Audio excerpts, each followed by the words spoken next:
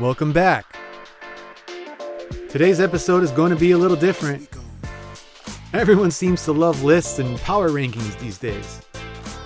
So I'm going to recap and rank the best bike parks I rode on this trip while I make my way back to Miami. Yesterday, I rode Emerald Outback, and today I'm back on the road. I have a 12-hour drive home to Miami. It's a Saturday, so technically I had 2 days to do it. I plan on stopping in the Orlando area and riding Mount Dora on Sunday, then driving my last 3 hours back to Miami Sunday afternoon.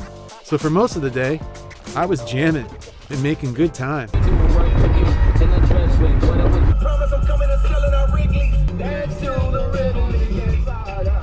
My phone lost service at one point, and I did go miles off my route. And it was tricky because all I could do was backtrack. After riding so many places, I couldn't help but think of all the trails I got to ride on this trip. If I had to rank the 7 bike parks from this trip, it would look something like this.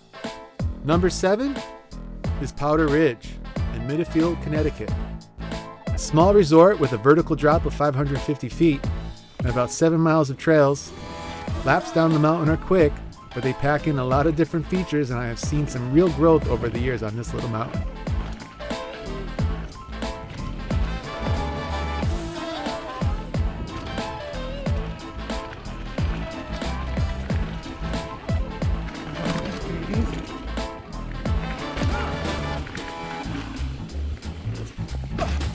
Number 6, Canoga Bike Park in Hendersonville, North Carolina.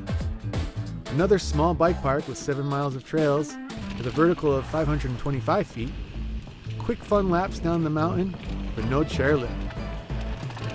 So, get ready to get your enduro on, because you're climbing a mile for every lap.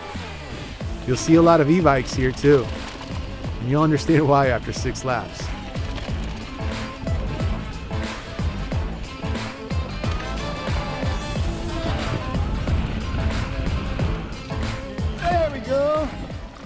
Back in the present day, my drive home is not going well. But unfortunately, this day and this drive would be the worst part of my trip. But let's get back to the countdown. Number 5 is Beech Mountain in Banner Elk, North Carolina. Another smaller bike park with 6 miles of trails and 729 feet of vertical. These trails are steep and technical. They're so steep that many of the rides down the mountain are really short. But they are really fun too, and the local trail system, Emerald Outback, is right around the corner on the other side of the mountain. Overall, it's a very beautiful and scenic place to be, and I enjoyed my time here. Number 4 is Mountain Creek, Vernon, New Jersey. A sweet bike park about an hour away from New York City with supposedly over 40 miles of trails and a vertical drop of 1,075 feet. This was my first stop, and I was not ready. But looking back on it, and knowing I didn't see a lot of it, Mountain Creek was awesome.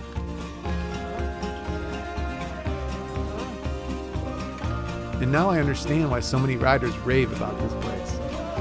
I look forward to going back and seeing what I missed. Heavy traffic reported ahead. Yeah, no sh**. When I finally got outside of Jacksonville, there was an accident in 995, and they rerouted traffic. This would be the nail in the coffin, because I was stuck on this single lane road in bumper to bumper traffic for hours. When I say hours, I mean like 3 hours. And most of the time, I didn't have any service, so I couldn't search for hotels near Orlando. This is a nightmare. Okay, we're down to the top 3 here. Let's keep the countdown going. Number 3 is Thunder Mountain in Charlemont, Massachusetts. This bike park will always be a favorite of mine, with 23 miles of trails, winding down 965 feet of vertical. These trails stretch out across the mountainside, and they give you some nice, flowy, Gravity Logic built rides down the mountain.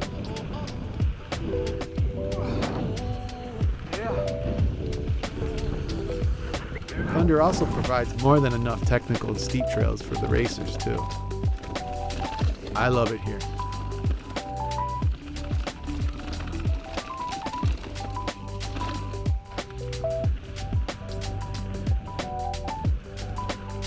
Back to the present day, we are still struggling.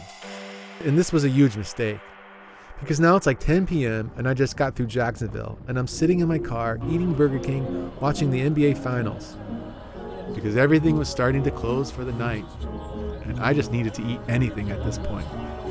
I continued searching for hotels and I couldn't find one vacancy. This sucked.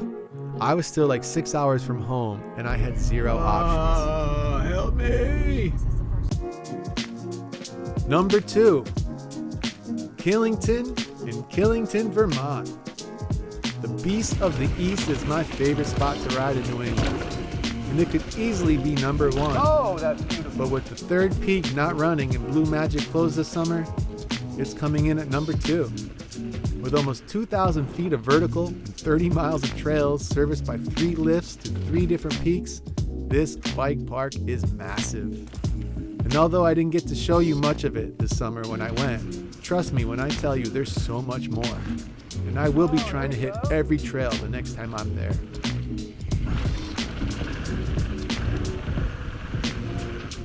Oh, there we go.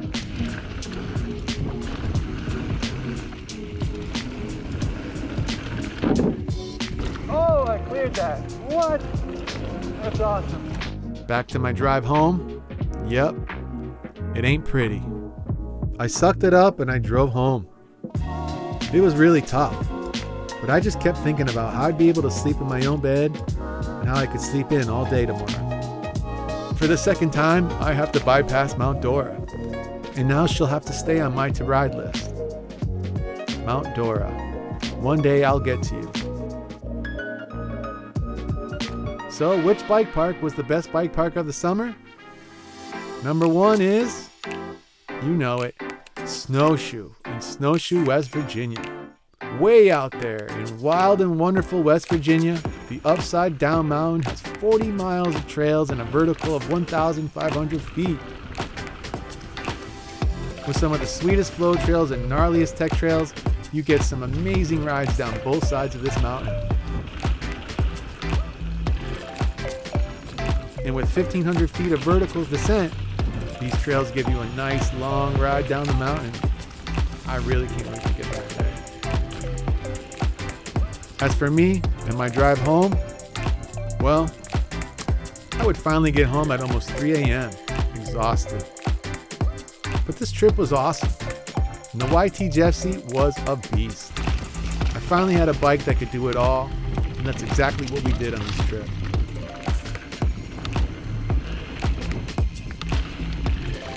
Again, here's one last look at how I rank these bike parks. It's pretty amazing that we have all these great spots on the East Coast. I remember a time when I thought I had to go all the way to Whistler to get some downhill riding. Anyways, thanks again. My summer road trip is officially over. Now, you know what to do. Get outside and ride.